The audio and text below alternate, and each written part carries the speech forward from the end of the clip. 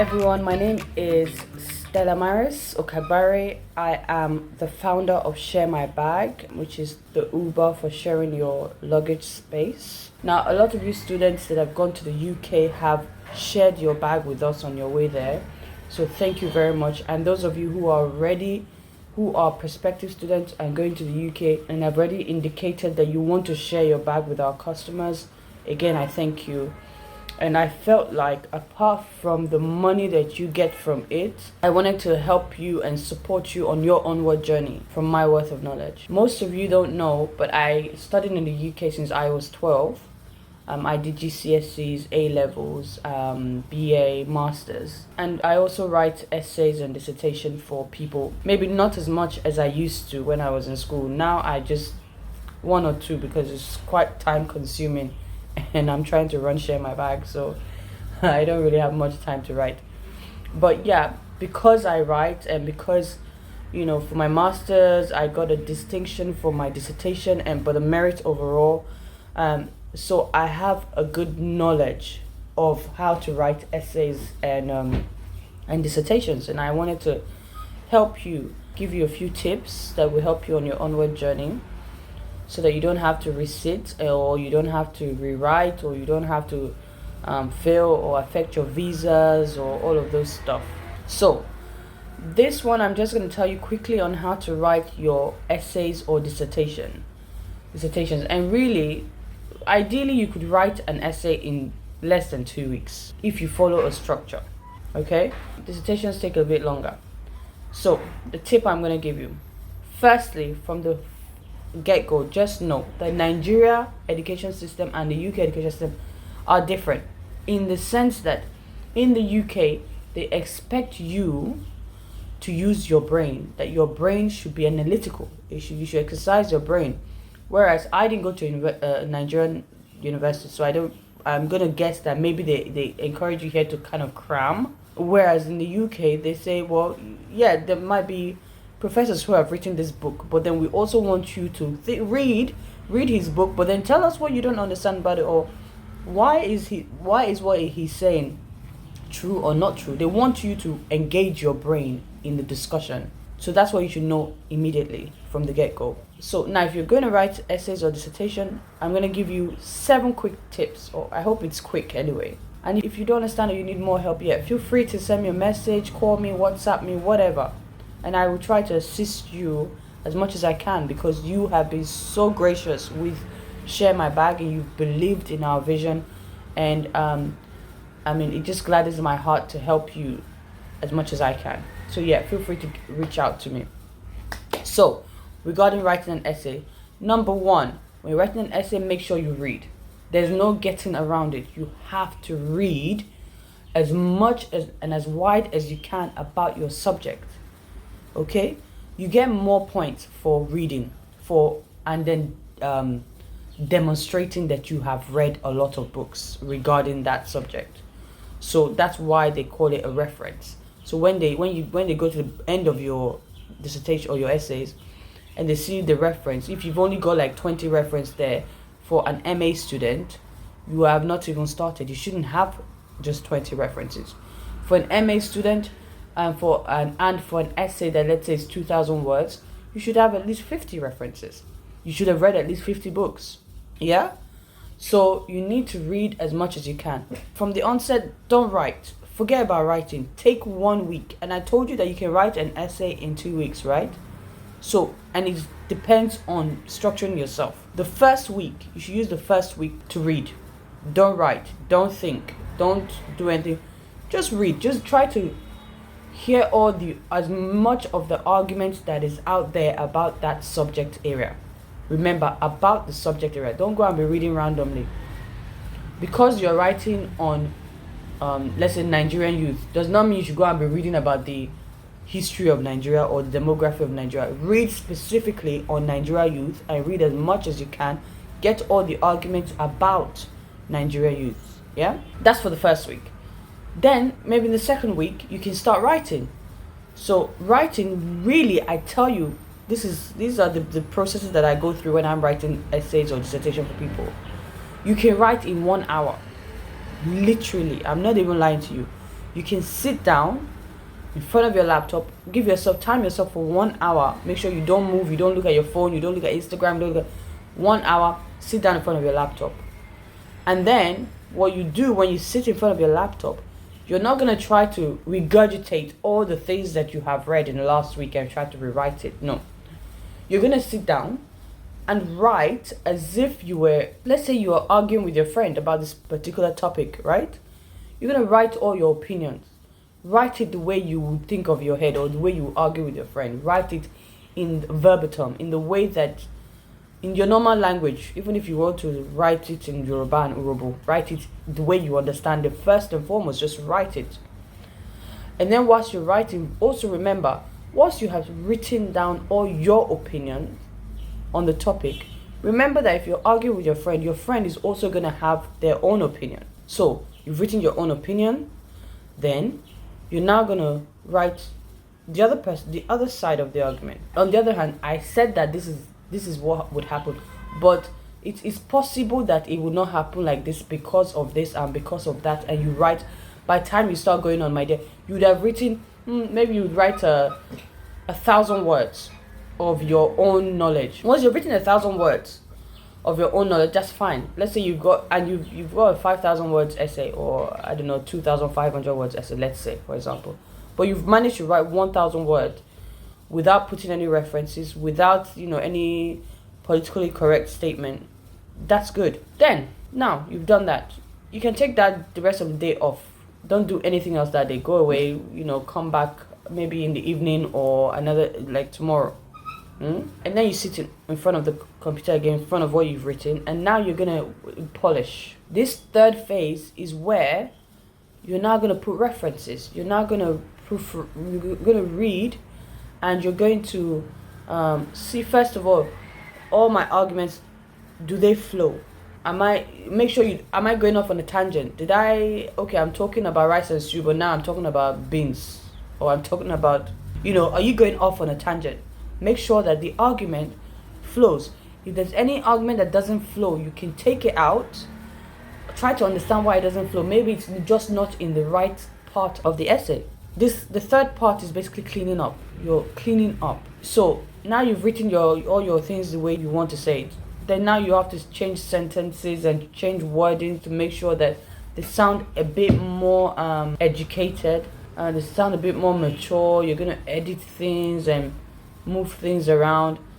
Make sure that all the arguments for are on one part and all the arguments against are on the other part of the page, because that's what they call being concise, or being, your work should be clear. I shouldn't be reading, or the supervisor should not be reading about a positive and then inside you've thrown in a negative and then you continue with the positive. No, concise. Let all your arguments for be on one part of the essay, and all your arguments against should be on the other part of the essay. And then your conclusion would just draw the two together. I don't know if I'm kind of making sense. So number 3 is about cleaning up. So I'm going to look at the notes that I put down. Let me see. And I said that I've said that before, always remember, stick to your point. Remember the essay question, and then whilst you're proofreading or whilst you're editing, read and say, okay, when I'm reading, does this answer the essay question? Always remember, does this answer the essay question? How does it answer the essay questions? Now, once you've done that tidying up, it's also within tidying up, you now have to put your references, which is point number 4, your reference.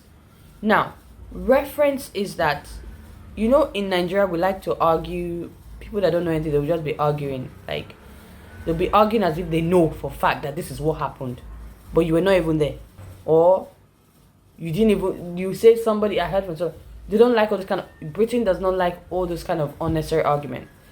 If you say Nigeria is the largest economy in Africa, you need to back it up. You need to put a reference there. You need to tell us who said it. You need to reference that. It's not just according to you. Or Nigeria is hub of immigrants. Who said it? How do you know it's the hub of immigrants? Is it because you just saw a few Nigerians or some people around you and you assume that it's a hub of immigrants? Where did you get your information from? You cannot be saying things out of the blue. You must reference every single thing, especially because you are just a BA or an MA student. You don't have authority in the subject area. You are just a student. You're not a PhD. Do you understand? So you cannot just be saying things out of the blue. You need to reference every single thing that you say. Should have a reference. Okay? And then number 5. Haven't you done what they call it citation, I think. Or anyway, in essay references. That's what I'm talking about. In essay references, not the reference at the end of your essay. The in essay reference citations. So as I said, if you're saying that Nigeria is the largest economy in Africa, you must reference that. Who said it? Where did you get that from? What is the proof? So if the proof was from United Nations, then you need to cite United Nations there.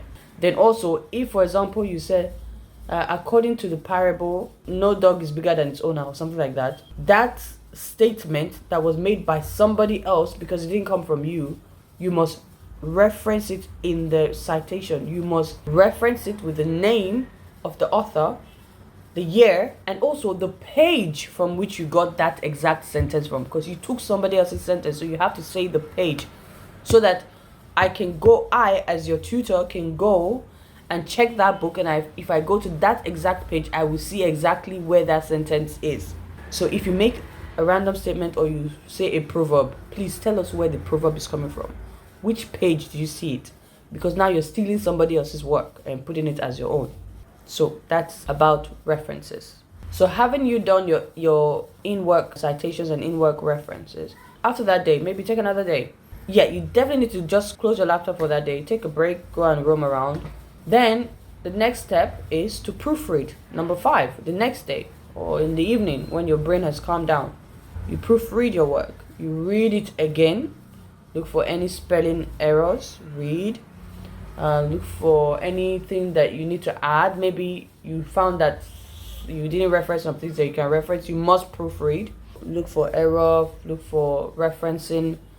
Just proofread. For me, what I do is I usually, when I get to step 5 and I want to proofread, I print the work out and then I read it as though I've written a book. That way I can see more clearly sentences that works and that don't work, and I can see where maybe fonts have been accidentally changed from 12 to 14, or some are smaller than the other. I can see where I need to do things. If I need to put double indent or double spacing, I know what to do. So I just print it out and I use pencil or biro to just sort of make notes as I go along.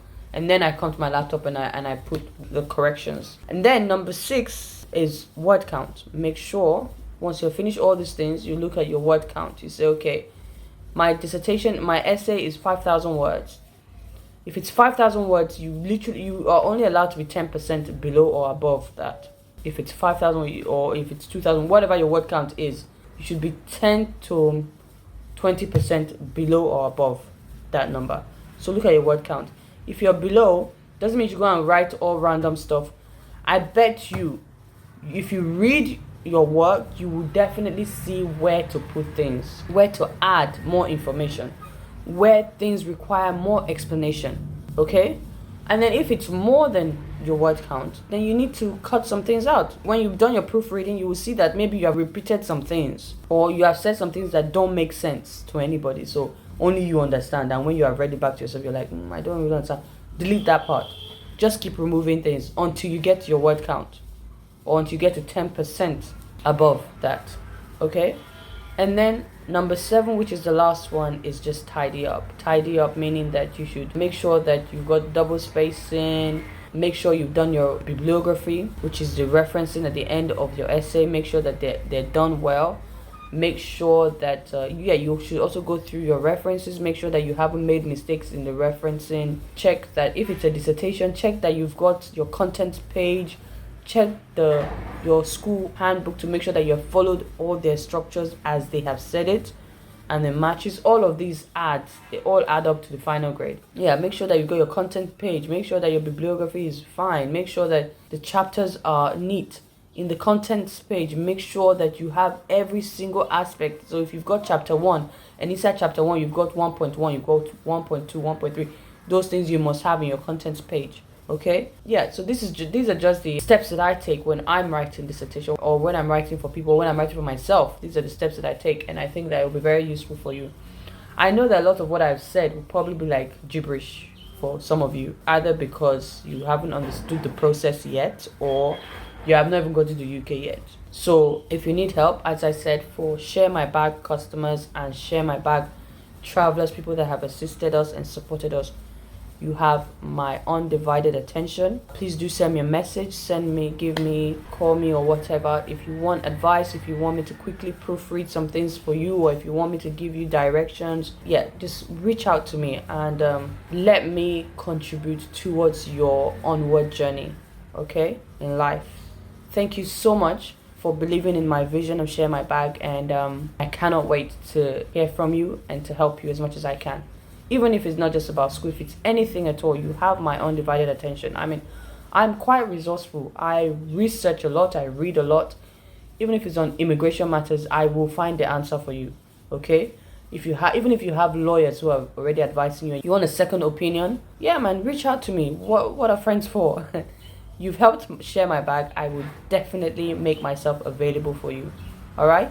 So thank you so much. I will speak to you guys soon. I can't wait to hear from you. All right, bye.